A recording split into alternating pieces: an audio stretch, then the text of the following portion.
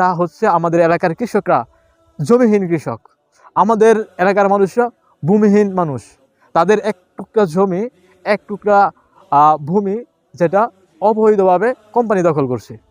আমাদের আইন, আমাদের সংবিধান সব কিছু থাকা সত্ত্বেও কোম্পানি অবৈধভাবে এই জমি দখল করছে।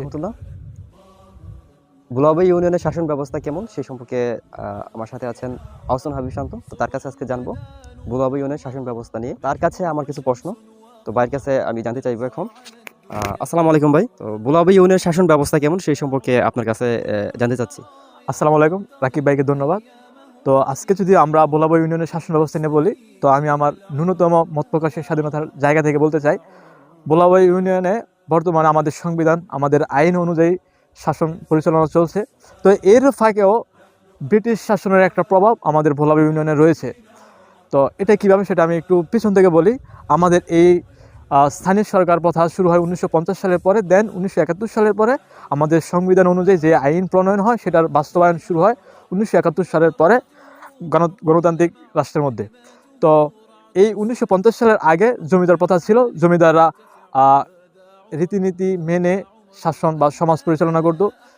তারা ব্রিটিশদের রীতিনীতি বা প্রথা মেনে তারা সমাজ পরিচালনা করত। যারা বাউল বংশের রাজা ছিল, রাজা রাম নারায়ণ রায়, রাজা রাজেন্দ্র নারায়ণ রায়, তারা বাউল বংশের রাজা। তারা আমাদের ঢাকা, গাজীপুর, নারায়ণগঞ্জ, নরসিংদীর কিছু অংশ, তারা এই বিশাল পরগনা শাসন করত।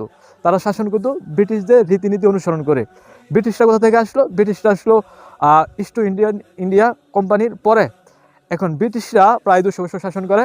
এই 200 বছর শাসন করার সুযোগ পায় যখন আমাদের নবাব সিরাজউদ্দৌলা পলাশীর যুদ্ধে পরাজিত হয়।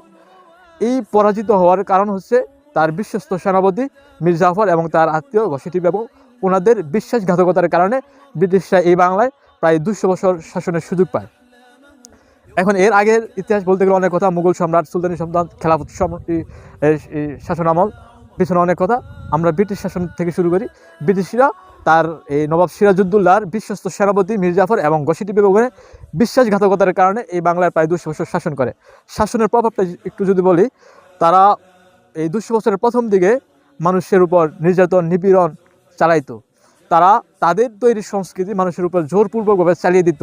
তারা নীল চাষে বাধ্য করত, যেটা এই কৃষকরা স্বাবলম্বী হতো না, বরং আরও লস খেত।